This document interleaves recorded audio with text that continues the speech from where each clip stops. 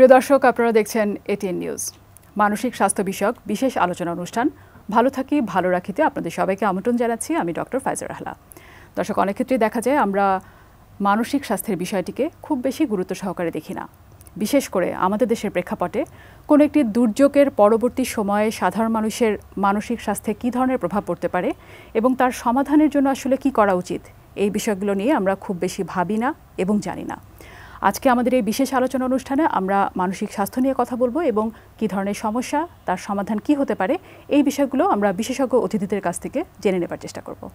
আজকে অতিথি হিসেবে আমাদের সাথে আছেন বাংলাদেশ রেড ক্রিসেন্ট সোসাইটির চেয়ারম্যান, চিকিৎসাবিদ্যায় স্বাধীনতা পুরস্কারপ্রাপ্ত অধ্যাপক ডক্টর এম.ইউ. কবির চৌধুরী।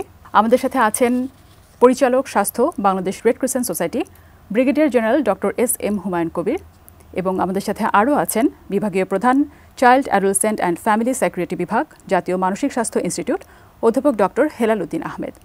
আপনাদের সবাইকে অনেক ধন্যবাদ আমাদের সাথে আমাদের আজকের বিশেষ এই অনুষ্ঠানে যোগ দেওয়ার জন্য। অধ্যাপক ডক্টর এম.ইউ. কবির চৌধুরী, আপনার কাছে আসতে চাই, এই বাংলাদেশ রেড ক্রিসেন্ট সোসাইটির ইতিহাস সম্পর্কে জানতে চাই এবং শুধু বাংলাদেশেরই না, একেবারে পুরো বিশ্বে আসলে কী ধরনের কাজ করেছে, কবে থেকে শুরু, এ ব্যাপারে যদি আমাদেরকে একটু জানাতেন। Red Crescent society, red cross society পৃথিবীতে যেমন আইএফআরসি, international federation red cross red crescent, আবার আছে ICRC, committee of red crescent, এই চারটি সংস্থা একসঙ্গে কাজ করে। এটা একজন প্রেসিডেন্ট। এটা প্রথম শুরু হয় 1863 সনে। হেনরি ডুনার নামে একজন ব্যবসায়ী, উনি ইটালিতে সেলফেরিনো একটি শহরে যান যেখানে যুদ্ধ হয়, এটা গৃহযুদ্ধ। ওই যুদ্ধে আহতদের দেখে ওনার মনটা খুবই উদ্বিগ্ন হয়। উনি এই মেন ডিজাস্টারকে কী করে ঠিক করা যায়, উনি জেনেভা ফিরে এসে একটি সংস্থা করেন যার নাম হয় তখনকার দিনে ইন্টারন্যাশনাল রেড ক্রস সোসাইটি। ওই রেড ক্রস থেকে শুরু হয়, এটা প্রথম জেনেভাতে হেডকোয়ার্টার করা হয়। যদিও আমাদের তো রেড ক্রস ছিল, ইন্ডিয়ান রেড ক্রস, পরে পাকিস্তান রেড ক্রস, পরবর্তী বাংলাদেশ রেড ক্রস। বঙ্গবন্ধু 1972 সালে প্রেসিডেন্ট অর্ডারের মাধ্যমে অর্ডিন্যান্স করে এই সংস্থাটি আমাদের দেশে শুরু হয় বাংলাদেশ রেড ক্রিসেন্ট সোসাইটি হিসাবে। 1988 সনে এটার নামকরণ রেড ক্রস থেকে রেড ক্রিসেন্ট করা হয়। এটা হলো বিশ্বের সবচেয়ে সর্ববৃহৎ একটি মানবসেবী সংগঠন। এটা সম্পূর্ণ একটা ভলান্টিয়ার অর্গানাইজেশন। এইটা আমাদের দেশে অনেক বেশি ব্যাপক প্রসার আছে যেমন, কিন্তু এটা আমাদের মধ্যে পরিচিতিটা কম। আমাদের দেশে যেটা আমরা করি, আমাদের দেশে বাংলাদেশ রেড ক্রিসেন্ট সোসাইটি, এটা আমাদের ন্যাশনাল সোসাইটি পরিচিত এবং আমাদের মোট 800টা ইউনিট আছে সারা দেশে, প্রতি জেলায় প্লাস আরও 4টা ইউনিট আছে। এবং এটা এত বেশি আমরা চেষ্টা করি, আমাদের এই যে বন্যা, দুর্যোগ, সবচেয়ে এখন যে জিনিসটা আমরা দেখতেছি, রোহিঙ্গারা যখন এখানে আসলো, রোহিঙ্গা শরণার্থী শিবির, এখানে সবচেয়ে মানসিক চাপ এদের। ওখানে red cross society, red Crescent society মিলে ওখানে একটা মানুষকে কাউন্সিলিং করার জন্য, সাইকেট্রিক বা মানসিককে হেল্প করার জন্য বিভিন্ন আমাদের গ্রুপ আছে যারা এই জিনিসটা করে। তো মানবসৃ যখন দুর্যোগ হয়, রেড ক্রিসেন্ট সারা পৃথিবীতেই ঘূর্ণিঝড়, বন্যা, শৈত্যপ্রবাহ অথবা গ্রীষ্মপ্রবাহ, আমাদের সে গরমে যখন হিট স্ট্রোক হলো, তখনও আমরা অনেক চেষ্টা করেছি। আমাদের ভলান্টিয়ার বাংলাদেশে যে সংস্থাটি, আমাদের কিন্তু 7 লক্ষ ভলান্টিয়ার এই সারা দেশে কর্মরত। এরা সবাই ভলান্টিয়ারে কাজ করে এবং যুব রেড ক্রিসেন্ট এই ভলান্টিয়ার যে অনুষ্ঠানটা পরিচালনা করে আমাদের পর্ষদের মাধ্যমে হয়। একজন চেয়ারম্যান, ভাইস চেয়ারম্যান থাকেন, একজন ট্রেজারার থাকেন। এটা আমাদের, এবং এটা সরকার একটা সহযোগী প্রতিষ্ঠান। যার সঙ্গে আমরা সবচেয়ে বেশি কাজ করি স্বাস্থ্য মন্ত্রণালয় এবং ডিজাস্টার দুর্যোগ মন্ত্রণালয় এবং রিলিফ সঙ্গে আমরা বেশি কাজ করি। তো এই সংস্থাটি আমাদের যেমন ম্যানমেড ডিজাস্টার যখন হয়, শুধু এই যে আমাদের রিমেল হলো, রিমেল ঘূর্ণিঝড়, রিমেলের সময় কিন্তু আমাদের বিশ্বের যে ওয়ার্ল্ড প্রেসিডেন্ট উনি এসেছিলেন, আমরা পুরো এলাকা জুড়ে আমরা সেই রিলিফ দিয়েছি। সেখানে 13.5 মিলিয়ন সুইস ফ্রাঙ্ক শুধুমাত্র ঘূর্ণিঝড়ের জন্য বিদেশ থেকে এটা দেওয়া হয়েছে। আর সিলেটের সুনামগঞ্জে বন্যা হলো, বন্যার সময় আমরা প্রত্যন্ত অঞ্চলে রেড ক্রিসেন্টে প্রথম, সেখানে ডেনলি রেড ক্রস আছে, ব্রিটিশ ক্রস, আমেরিকা, সবাই কিন্তু আমাদেরকে সাহায্য করে। আমরা সবাই মিলেই কাজটা সম্পাদন করি। তো এটা কিন্তু শুরু হয় ম্যানমেড ডিজাস্টার দিয়ে, সেলফেরিনো গৃহযুদ্ধ, পরবর্তীকালে প্রথম বিশ্বযুদ্ধ, দ্বিতীয় বিশ্বযুদ্ধ, একমাত্র প্রতিষ্ঠান 2টা বিশ্বযুদ্ধে এই প্রতিষ্ঠান নোবেল পুরস্কার লাভ করেন প্রথম 1901 সনে। পরবর্তীকালে এটা এই 1946 যুদ্ধ শেষ হয়, যুদ্ধ শেষের আগেই কিন্তু দ্বিতীয় বিশ্বযুদ্ধে নোবেল প্রাইজ পায়। পরবর্তীতে এই হেনরি ডুনার নিজে নোবেল প্রাইজ পান, সংস্থা নোবেল প্রাইজ পায়। এবারে 4বার, একটি মাত্র সংস্থা 4বার নোবেল প্রাইজ পেয়েছে, বিকজ এত বেশি মানবিক সেবায় সংগঠনটি নিয়োজিত। এটা সারা পৃথিবীতে বিশ্বনন্দিত একটি প্রতিষ্ঠান। জি, আপনি বাংলাদেশে 68টি ইউনিটের কথা বলছিলেন, এই 68টি ইউনিটের কর্মপদ্ধতি কি একই রকম কিনা? এটা সেন্ট্রালি আমাদের যেটা ন্যাশনাল হেডকোয়ার্টার, যেটা হেডকোয়ার্টার থেকে এই কর্মপদ্ধতিটি করা হয়, কারণ এখান থেকে সবই আমাদের যত রিলিফ হয়, রিলিফ টিম কিন্তু শুরু হয় এখান থেকে, আমাদের মেডিকেল টিম হয়। তো মেডিকেল টিম, আমাদের মেডিকেল কলেজ আছে Bangladesh Red crescent medical college, যেটা হলি ফ্যামিলি হসপিটাল আগে ছিল, পরে হলি ফ্যামিলি হসপিটাল, এখন Holy Family Hospital Medical College Hospital যেটা আমরা করি, ওখান থেকে টিম হয় 5-7-10টা টিম। সেখানে ডাক্তার থাকেন, নার্স থাকেন, মিডওয়াইফ থাকেন, এবং যে কোনো দুর্যোগে এই টিমগুলি সারা দেশে, যেমন এখন বর্তমানে আমাদের সিলেট সুনামগঞ্জ যারা কাজ করছিল, এই দুর্যোগের মানসিক দুর্যোগের কারণে মানবিক এই যে পরিস্থিতি চলে এসছে, এবং যে কোনো দুর্যোগে যে মানুষের যেটা মানসিক বিপর্যয় হয়, আমাদের দেশে কিন্তু আমরা ফিজিক্যাল হেলথ নিয়ে অত্যন্ত চিন্তিত। মানুষকে হেলথ নিয়ে মানুষ জানেও না, এটার সঙ্গে অ্যাওয়ারনেস নেই, সচেতন নাই। আর মানুষের কত কত ইম্পর্টেন্ট, কত ইম্পর্টেন্ট, এটা কিন্তু আমরা এর গুরুত্বটা বুঝি নাই। এই জন্য আমরা রেড ক্রিসেন্টই বোধহয় একমাত্র অর্গানাইজেশন, আমরা সার্বিকভাবে মানসিক স্বাস্থ্য নিয়ে চিন্তা করি, এবং যে কোনো দুর্যোগের পরে ওইসব এলাকায় আমরা কাউন্সিলর পাঠাই মানুষকে কাউন্সিলিং করার জন্য। জি, আপনাকে ধন্যবাদ। আবারও ফিরবো আপনার কাছে। এবারে Brigadier General Doctor S M. Humayun Kabir, আপনার কাছে আসতে চাই। আমরা রেড ক্রিসেন্টের কর্মপদ্ধতি নিয়ে শুনছিলাম, এবং মানসিক স্বাস্থ্যকে এখানে আসলে ফোকাস করা হয়, এবং সাহায্য করার জন্য কাউন্সিলর পাঠানোর ব্যবস্থা শুনছিলাম। এই বিষয়টি নিয়ে আপনি যদি একটু বিস্তারিত বলতেন যে কিভাবে কাজ করা হয় কোনো একটি এলাকায় যখন দুর্যোগ হচ্ছে। সাম্প্রতিক আমরা কিন্তু বেশ কিছু দুর্যোগ দেখেছি, করোনা দেখেছি, আমরা কিছু বন্যা দেখেছি। এই সময় আসলে ঠিক কিভাবে আপনারা কাজগুলো করেছেন? ধন্যবাদ আপনাকে। আপনি জানেন যে কোনো মানবিক বিপর্যয়ে রেড ক্রিসেন্ট মানুষের পাশে দাঁড়ায়। তো সেক্ষেত্রে হেলথ একটা বড় কম্পোনেন্ট, হেলথ একটা ভাইটাল একটা বিষয়, যেখানে মানুষকে এই সময় সহযোগিতা করতে হয়, এবং সেই হেলথের সাপোর্ট দেওয়ার জন্য সারা বাংলাদেশে রেড ক্রিসেন্টের একটা স্ট্রং নেটওয়ার্কিং আছে। সেক্ষেত্রে আমাদের যেমন 56 MCH সেন্টার আছে সারা বাংলাদেশে ছড়ানো, আমাদের 3টা বড় হসপিটাল আছে, আমাদের 10টা ব্লাড সেন্টার আছে, এবং যেটা সারা বাংলাদেশে ছড়ানো ডিস্ট্রিক্ট লেভেলে, এবং 68টা যে ইউনিটস যেটা স্যার বললেন, প্রতিটা ইউনিটে আমাদের যে ভলেন্টিয়াররা আছে তারা ফার্স্ট এইড ট্রেন্ড, এবং যেটা আপনি বললেন যে মানসিক যে হেলথের ব্যাপারে তারাও জাস্ট ট্রেন্ড। এবং সেক্ষেত্রে এইরকম যে কোনো বিপর্যয়ে দেখা যায় যে আমরা সমস্ত সেন্ট্রালি ন্যাশনাল হেডকোয়ার্টার থেকে কন্ট্রোল করা হয়, এবং সেই পেরিফেরাল সমস্ত ইউনিট লেভেলে সেই কার্যক্রমগুলো তখন শুরু হয়ে যায়। এবং সেক্ষেত্রে যদি দেখা যায় যে মেডিকেল টিম আমরা পাঠাই দিই, ইমার্জেন্সি যেমন ভেরি রিসেন্টলি রিমেলে আমরা ইমার্জেন্সি টিম পাঠিয়েছি, যেমন সিলেট অঞ্চলে যে বন্যার সময় আমরা ইমার্জেন্সি, আমাদের 10 থেকে 15টা মেডিকেল টিম গিয়েছে, এবং সেখানে আমাদের ডক্টর, নার্স, মিডওয়াইফস সেই জায়গায় মানুষদেরকে প্রচণ্ড সাপোর্ট দিয়েছে। এবং সাইড বাই সাইড যে ইউনিটগুলোর পাশে কিন্তু আমাদের হেলথের, মেন্টাল হেলথ সাপোর্ট দেওয়ার জন্য আমাদের একটা ভলেন্টিয়ার গ্রুপ আছে, তারা সেই সাপোর্টগুলো দিয়ে যাচ্ছে। এবং সর্বোপরি আর একটা যেটা আমাদের বাংলাদেশে ঢাকা মগবাজারে জানেন একটা 500 বেডের একটা স্পেশালিস্ট হসপিটাল আছে, যেটা রেড ক্রিসেন্ট দিয়ে রান করে, এবং এই হসপিটালে কিন্তু সমস্ত স্পেশালিস্ট সেবা মানুষ পেতে পারে, সে মাত্র নামমাত্র মূল্যে তারা কিন্তু এখানে চিকিৎসা সেবা পাচ্ছে।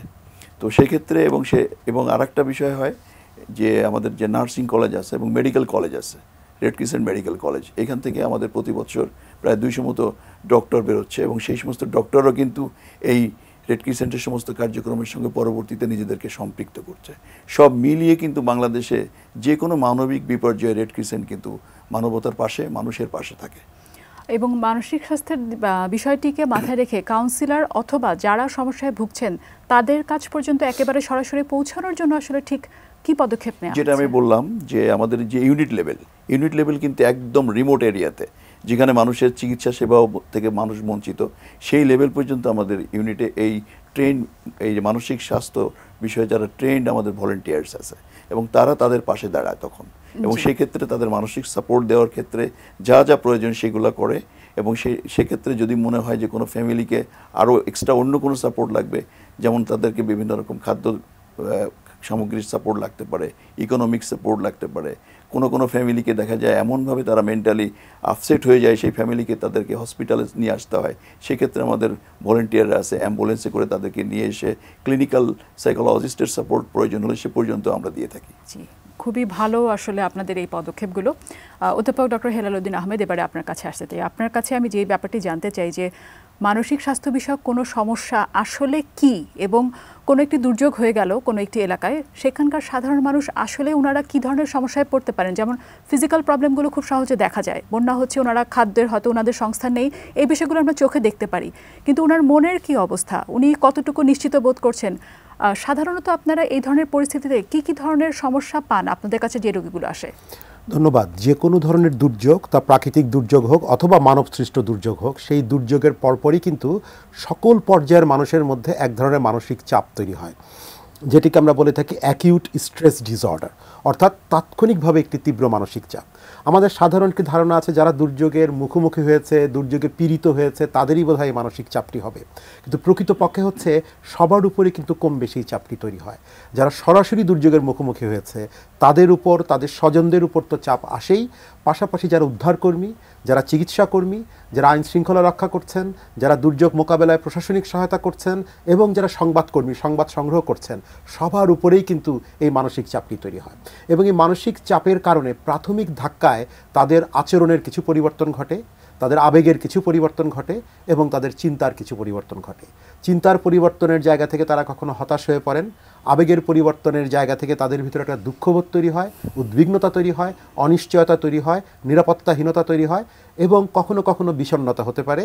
আরেকটি জায়গা হচ্ছে আচরণের জায়গা থেকে কেউ কেউ এটুকি এই বিষয়গুলোকে ভুলভাবে মোকাবেলা করতে যেয়ে নানান ধরনের অপ্রাসঙ্গিক আচরণে জড়িয়ে পড়েন। কেউ নেশাগ্রস্ত হয়ে পড়েন, কারো ঘুমের সমস্যা হয়, কেউ রেগে যান, কেউ তার আবেগকে নিয়ন্ত্রণ করতে পারেন না, এগুলো হতে পারে।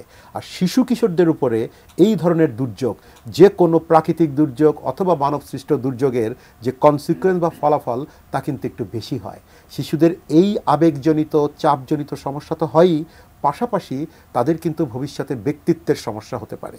অর্থাৎ বেড়ে ওঠার একটি শিশু ভবিষ্যতে তার আচরণ, চিন্তা, আবেগ সব জায়গাতে একটা বৈকল্য দেখা দিতে পারে। আর এই দুর্যোগের মুখোমুখি যারা হয়েছেন দূরবর্তী সময়ে, অর্থাৎ বেশ কিছু সময় পরে, তাদের মধ্যে পিটিএসডি বা পোস্ট ট্রমাটিক স্ট্রেস ডিসঅর্ডারের মতো একটি গুরুতর মানসিক সমস্যাও দেখা দিতে পারে। আপনি যদি একটু বলতেন যে কখন আমাদেরকে পরামর্শের জন্য বা ডাক্তারের সাহায্যের জন্য আসতে হবে, বা আমার সাহায্য লাগবে, এই ব্যাপারটা আমরা কখন বুঝতে পারবো? আমরা বলবো যে কোনো ধরনের প্রাকৃতিক দুর্যোগ অথবা মানবসৃষ্ট দুর্যোগ ঘটলেই এর সাথে যারা সংশ্লিষ্ট রয়েছেন, যারা দুর্যোগের মুখোমুখি হয়েছেন, যারা সেবা দিচ্ছেন, যারা সংবাদ সংগ্রহ করছেন, যারা চিকিৎসা দিচ্ছেন, তাদের সবার কিন্তু এক ধরনের মানসিক স্বাস্থ্য সেবার প্রয়োজন আছে। তার মানে এই না যে তাদের সবাইকে চিকিৎসকের কাছে আসতে হবে। আমরা বলি মানসিক স্বাস্থ্য বিষয়টিকে আমাদের বুঝতে হবে, মনের যত্ন নিতে হবে। আমরা ঠিক যেভাবে দাঁতের যত্ন নেই, চুলের যত্ন নেই, ত্বকের যত্ন নেই, আমাদের কিন্তু ঠিক সেইভাবে আমাদের মনের যত্নটা নিতে হবে। ফলে দুর্যোগের পরেই যত্নটি নেওয়ার দায়িত্ব আমাদের প্রত্যেকের, পাশের সকলের। কিন্তু যাদের ভেতরে এই যত্ন নেওয়ার ক্ষেত্রে একটি ঘাটতি তৈরি হয়, এই মনের উপরে চাপটা খুব বেশি পরিমাণে পড়ে, তখন মানসিক সমস্যা হতে পারে। তখন যেই কথাগুলো বললাম, স্ট্রেস, বিষণ্ণতা, উদ্বিগ্নতা, পিটিএসডি ইত্যাদি হতে পারে, কেবল তখনই কিন্তু আমাদের চিকিৎসকের কাছে আসার প্রয়োজন হবে। প্রাথমিক পর্যায়ে কিন্তু যেটি হয় সেটি হচ্ছে ঘুমের সমস্যা, ঠিকমতো ঘুমাতে পারে না, এটা হচ্ছে একটি প্রাথমিক লক্ষণ। ঘুমের নানান ধরনের সমস্যা হতে পারে, দুঃস্বপ্ন দেখতে পারে, সকালে ঘুম ভেঙে যেতে পারে, ঘুম না আসতে পারে। আরেকটা হচ্ছে মেজাজ খিটখিটে হয়ে যেতে পারে, ধৈর্যচ্যুতি ঘটতে পারে, আর ভুলে যেতে পারে, যে কোনো জিনিসে মনোসংযোগ করতে পারে না, এবং মন মরা হয়ে থাকার কারণে তার দৈনন্দিন কাজ এবং যে কোনো আনন্দের কাজেও সে মনোনিবেশ করতে পারে না। যখন এই লক্ষণগুলো প্রকট হবে, তখন আমরা বলবো একজন কাউন্সিলর, সাইকোলজিস্ট অথবা সাইকিয়াট্রিস্ট অথবা যে কোনো একজন মেডিকেল ডক্টরের কাছে আসার প্রয়োজন। কিন্তু তার আগে প্রত্যেকের কিন্তু মনের যত্নের প্রয়োজন। দুর্যোগের পর প্রত্যেকের মনের যত্নের প্রয়োজন, এবং সেটির জন্য চিকিৎসক প্রয়োজন নাই। সেটির জন্য যেটি বললেন স্যাররা, যেটি বললেন যে রেড ক্রিসেন্টের যে ভলান্টিয়াররা রয়েছেন, আমাদের স্বজনেরা রয়েছেন, চিকিৎসকরা রয়েছেন, শিক্ষকরা রয়েছেন, যারা ওখানে আছেন, তারা সবাই মিলেই কিন্তু এই মানসিক স্বাস্থ্যসেবাটি প্রদান করতে পারেন। আজকে আমরা যেহেতু রেখেছি আমাদের আজকের বিষয় যে ভালো থাকি ভালো রাখি, আপনি যেটা বলছিলেন যে একটা সময় পর্যন্ত কিন্তু আমরা নিজেরাই নিজেদের মনের যত্ন নিতে পারবো। সেক্ষেত্রে আসলে বাড়িতে বসে যখন আমরা বুঝবো যে হ্যাঁ আমার চাপ হচ্ছে বা পারিপার্শ্বিক পরিস্থিতি আসলে আমি খুব সহজে নিতে পারছি না বা মানতে পারছি না, নিজের থেকে আমি কিভাবে আসলে এই চাপ মুক্ত হওয়ার চেষ্টা করব, কিভাবে নিজের মনের যত্ন নেওয়ার চেষ্টা করব, কারণ এই বিষয়টি নিয়ে আমরা কিন্তু খুব কম জানি। খুব বেশি কিছু নয়, খুব সামান্য কয়েকটি জিনিস আমরা ফলো করব। সেটি হচ্ছে, প্রথম কথা হচ্ছে মনের ভেতর যে চাপটি তৈরি হয়েছে সেটাকে লুকিয়ে রাখবো না, সেটাকে বদ্ধ করে রাখবো না। আমি কারোর সাথে শেয়ার করব, কথা বলবো, পাশের জনের সাথে, বন্ধুর সাথে, স্বজনের সাথে মনের আবেগটিকে প্রকাশ করার চেষ্টা করব। ভেন্টিলেশন যেটাকে আমরা বলি, সেটা হচ্ছে প্রথম কাজ। দ্বিতীয় হচ্ছে নিজের দৈনন্দিন জীবনযাপন প্রক্রিয়ায় কিছু পরিবর্তন আনবো। দেখা যায় দুর্যোগের পর, সেটি মানবসৃষ্ট দুর্যোগ হোক, প্রাকৃতিক দুর্যোগ হোক, মানুষের ঘুম কমে যায়। আমরা এটিকে রহিত করার চেষ্টা করব। রাতে ঘুমাবো, দিনে সক্রিয় থাকবো। আমরা যেন ঘুমের টাইমটা অল্টার না করি, নিজের শরীরের যত্ন নেব, ঠিকমতো খাওয়া দাওয়া করব এবং পরিবারের সদস্যদের সাথে একটি গুণগত সময় দিব। খুব বেশি সময় নাও, যতটুকুই দেব কোয়ালিটি টাইম, গুণগত সময় দেব এবং নিজের যে শখগুলো থাকে সেই শখগুলোকে আমরা পূরণ করার চেষ্টা করব। এবং সবশেষে যেটি খুব গুরুত্বপূর্ণ, প্রতিদিন একবার করে নিজেকে ধন্যবাদ দিব। প্রতিদিন যখন আমরা নিজেকে একবার করে ধন্যবাদ দিব, তখন কিন্তু আমার সেলফ স্টিম বেড়ে যাবে, আত্মবিশ্বাস বেড়ে যাবে, মনের যত্নের একটা বড় কাজ তখনই সংঘটিত হয়ে যাবে। জি, আপনাকে অনেক ধন্যবাদ। আবারও আসবো আপনার কাছে। অধ্যাপক ডক্টর এম ইউ কবির চৌধুরী, এবার একটু আপনার কাছে আসতে চাই এবং বাংলাদেশ রেড ক্রিসেন্ট নিয়ে আপনার কাছে জানতে চাই যে অনেকগুলো বড় কাজ আসলে করা হচ্ছে এর মাধ্যমে। আপনার কাছে জানতে চাই যে সামগ্রিক এই সময়ে আপনারা কোনো বড় ধরনের চ্যালেঞ্জের মুখোমুখি হয়েছেন কিনা এবং সেক্ষেত্রে সেগুলো কি এবং কমিয়ে আনার জন্য কি পদক্ষেপ এখন এই মুহূর্তে নেওয়া দরকার বলে আপনি মনে করছেন? এটার আগে আমি একটা ছোট্ট কথা বলে নিই যে একটা মানুষ যখন নিজেকে মানসিকভাবে এই সুস্থ করার জন্য সবচেয়ে বড় জিনিস মেডিটেশন। যদি কেউ মেডিটেশন করে, প্রাণায়াম, শীতলায়ন, এই মেডিটেশনের মাধ্যমে কিন্তু আমাদেরকে অনেকটা মুক্ত করতে পারে মানসিক চিন্তা থেকে। আর আমাদের যে এখন চ্যালেঞ্জগুলির মধ্যে সম্মুখীন হই, যেমন আমরা যখন কোভিড হইল, কোভিড-19 খুব খারাপ অবস্থা, কেউ বাইরে যাচ্ছে না। আমাদের ভলান্টিয়াররা তখন বিভিন্ন জায়গায় যাচ্ছে, সোয়াব কালেক্ট করতেছে, টেস্ট করতেছে এবং যারা মারা যাচ্ছে তাদের সৎকারের ব্যবস্থা করতেছে ভলান্টিয়াররা। এই ভলান্টিয়ার কিন্তু কোভিড-19 অনেক বেশি কাজ করেছে, বিকজ তখন সাহসের প্রয়োজন। এই মানসিক সাহস দেওয়ার কিন্তু আমাদের ভলান্টিয়ারকে কতগুলি জিনিস করা হয়, যেমন তাদেরকে একটি মেন্টালি বুস্ট আপ করা হয় এবং তাদের ইন্স্যুরেন্স দেওয়া হয়, তোমরা যদি কোনো বিপদ হয় তোমাদের লাইফটা ইন্স্যুরের জন্য ফ্যামিলি কোনো অসুবিধা না পড়ে। আর এই চ্যালেঞ্জগুলির মধ্যে সবচেয়ে বড় চ্যালেঞ্জ যেটা আমাদের হয় এখন আমাদের দেশে, যেটা আমাদের ফাইন্যান্সিয়াল প্রবলেম। যেমন এই আমাদের টাকাগুলি আসে বিশেষ করে বিভিন্ন সংস্থাতে। আমাদের সবচেয়ে বেশি টাকা দেয় আমেরিকান রেড ক্রস, তারপরে দেয় British red cross, Swedish red cross, তারপর ডেনিশ রেড ক্রস, ওরা আমাদের টাকা দেয়। তো এটা বিভিন্ন প্রজেক্টের মাধ্যমে দেয়। হঠাৎ করে প্রজেক্ট যখন একটা ইমার্জেন্সি দেখা যায়, তখন প্রজেক্ট করা অনেক সময়ের ব্যাপার। তো আমি যেটা আমাদের বিভিন্ন দেশ থেকে, কিন্তু আমাদের এখন বর্তমানে বাংলাদেশ রেড ক্রিসেন্ট সোসাইটি বেশিরভাগই এই অনুদানে চলে বিভিন্ন দেশে।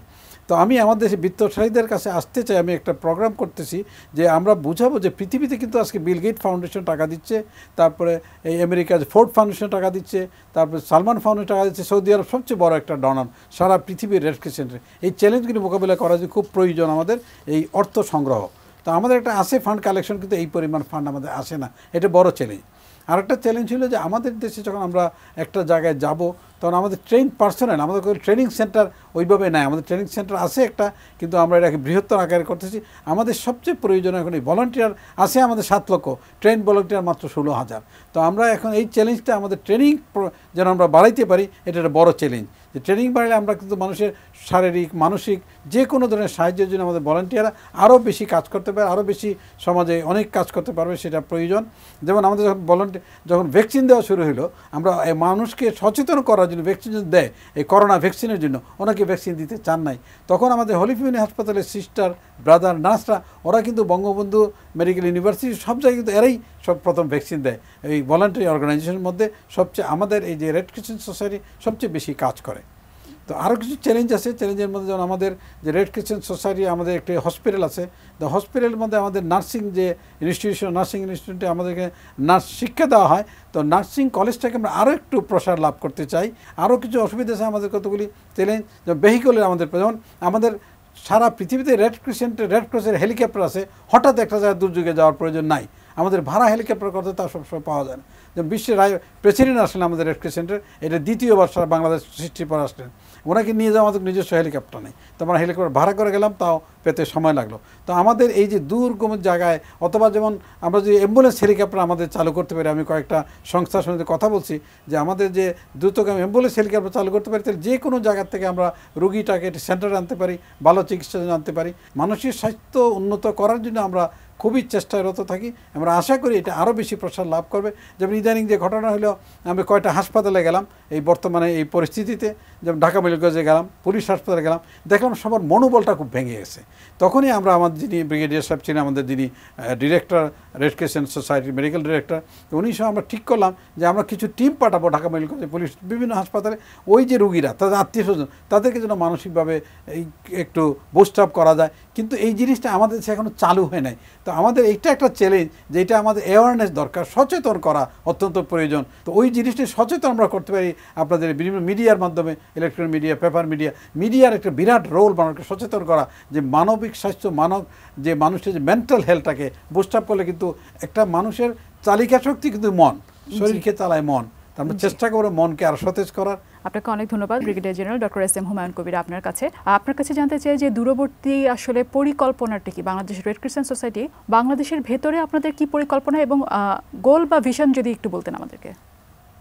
ধন্যবাদ আপনাকে। আমাদের পরিকল্পনা যে হেলথের মেইন যে কম্পোনেন্ট, যেটা ফিজিক্যাল অ্যান্ড মেন্টাল হেলথ, যেটা নিয়ে আমরা আলোচনা করছি, যে মেন্টাল হেলথটাকে, যেটা অ্যাওয়ারনেস একটা বড় চ্যালেঞ্জ আমাদের।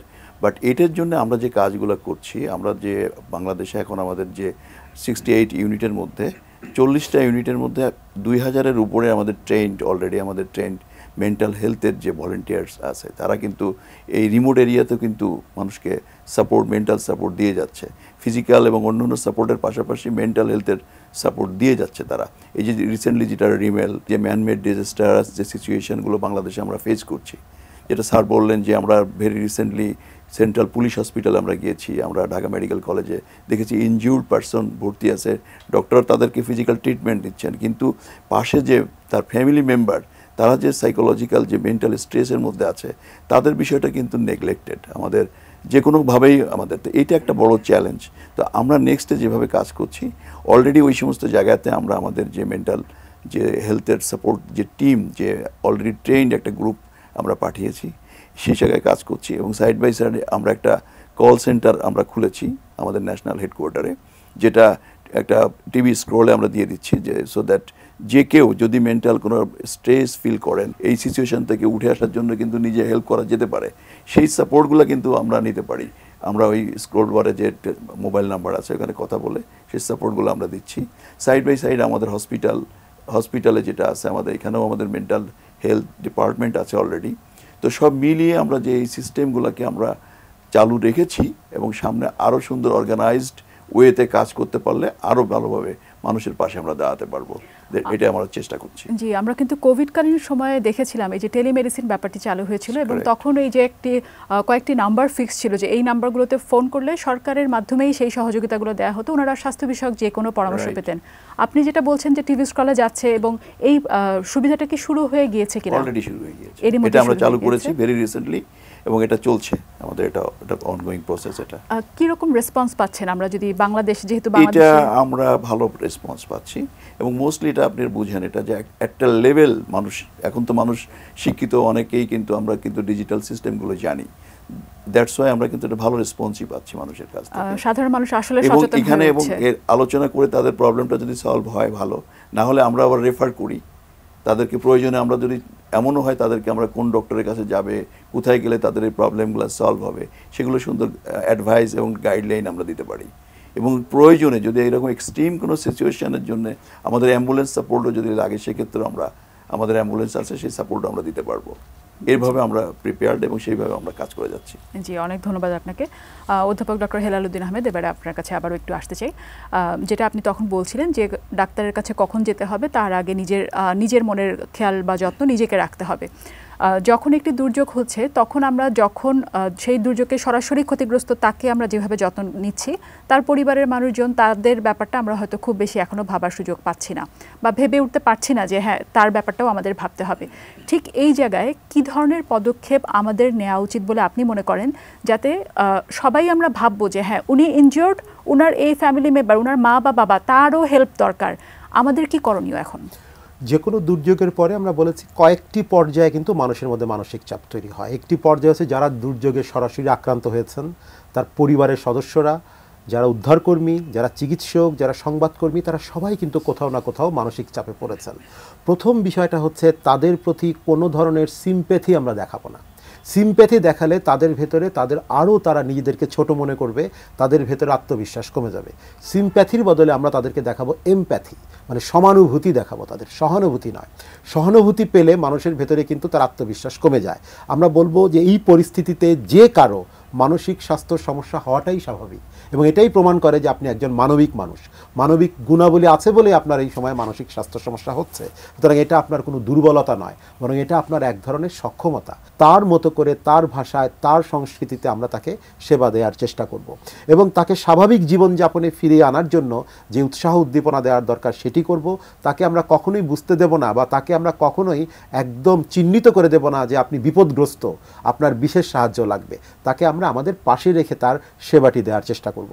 আর যদি প্রথমে যেটি বললাম, তার ভেতরে যদি কোনো আচরণের সমস্যা থাকে, আবেগের সমস্যা থাকে, বা চিন্তার সমস্যা থাকে, তখন আমরা বিশেষজ্ঞের অথবা বিশেষায়িত চিকিৎসকের সেবা নেওয়ার চেষ্টা করব।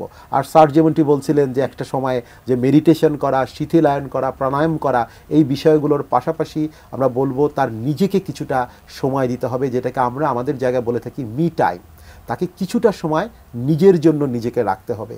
দিনের মধ্যে খুব অল্প সময় হলেও তিনি নিজে সময় দিবেন, মি টাইম দেবেন, তাহলে তিনি তখন সেই সময়টাতে কিছু ড্যামেজ রিকভারি, ড্যামেজ কন্ট্রোল করতে পারবেন। আমরা যতটুকু দেখেছি যে বাংলাদেশের যে স্বাস্থ্যসেবা সেটা কিন্তু ক্রমাগত একেবারে আমাদের গ্রামে গঞ্জে পর্যন্ত পৌঁছে গিয়েছে। একেবারে গ্রামে গঞ্জে একজন সাধারণ মানুষ উনি যখন এরকম চাপ অনুভব করবেন, উনি আসলে কোথায় যাবেন আমাদের দেশের প্রেক্ষাপটে আপনি যদি একটু বলতেন। ধন্যবাদ। আমরা বলবো সবার আগে কিন্তু তিনি নিকটস্থ স্বাস্থ্যকেন্দ্রে যাবেন।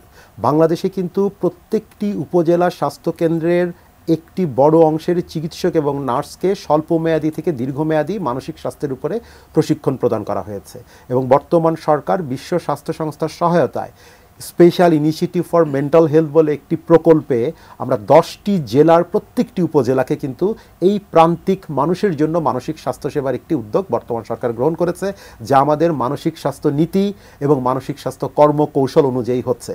এবং বর্তমানে এই বছর 5ম সেক্টর প্ল্যানে মানসিক স্বাস্থ্য এবং ডিসেবিলিটির উপরে আলাদা একটি অপারেশনাল প্ল্যান কিন্তু স্বাস্থ্য অধিদপ্তরে চালু হতে যাচ্ছে। ফলে প্রান্তিক মানুষের মানসিক স্বাস্থ্যসেবার জন্য সর্বপ্রথম তিনি তার নিকটস্থ স্বাস্থ্যকেন্দ্রে যাবেন।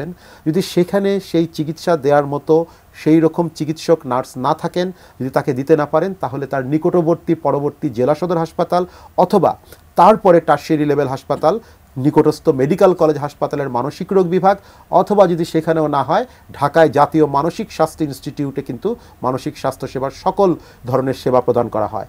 এছাড়া বড় বড় বেসরকারি মেডিকেল কলেজেও কিন্তু আমাদের মানসিক রোগ বিভাগ রয়েছে, সেখানেও তারা সেবা নিতে পারেন। ঢাকা বিশ্ববিদ্যালয় সহ বেশ কয়েকটি বিশ্ববিদ্যালয়ে সাইকোলজি বিভাগ রয়েছে, ক্লিনিক্যাল সাইকোলজি বিভাগ রয়েছে, কাউন্সেলিং সাইকোলজি বিভাগ রয়েছে, সেখানেও কিন্তু কাউন্সেলিং সার্ভিস প্রদান করা হয়। আপনি একটি গুরুত্বপূর্ণ কথা যেটা বলেছেন যে 10টি জেলা দিয়ে শুরু হয়েছে, আমরা কি আশা করতে পারি যে এটা আস্তে আস্তে পুরো দেশকে কভার করে ফেলবে কিনা? অবশ্যই আমাদের এই বছরের কর্মপরিকল্পনায় যেটি রয়েছে, আগামী 5 বছরের ভেতরে আমাদের টার্গেট থাকবে অন্তত পক্ষে 32টি জেলা এটি সম্প্রসারণ করা, এই অপারেশনাল প্ল্যানের যে পরিকল্পনায়, এবং হয়তো তারপরের পরিকল্পনায় আমরা অবশ্যই 64টি জেলাকে এই প্রান্তিক মানুষের মানসিক স্বাস্থ্যসেবা নিশ্চিতকরণের আওতায় আনতে পারবো। অধ্যাপক ডক্টর এম.ইউ. কবির চৌধুরী, আমরা একেবারে শেষ প্রান্তে চলে এসেছি। আমাদের দর্শকদের উদ্দেশ্যে আপনি যদি কিছু বলে আজকের মতো সমাপ্তি ঘোষণা করেন।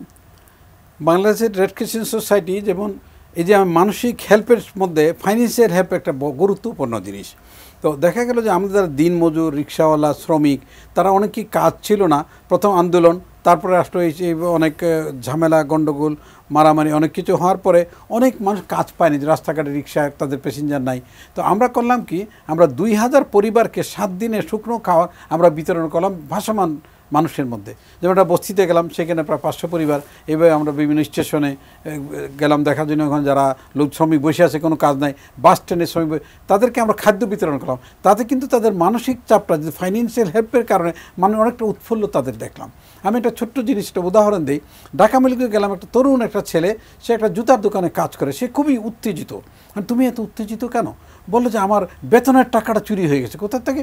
যখন গোলাগুলি হয় আমি দৌড়াদৌড়ি করে আমার টাকাটা হারিয়ে আমার পায়ে তার গুলি লাগছে বা আঘাত পেয়েছে, পড়ে গেছে সে।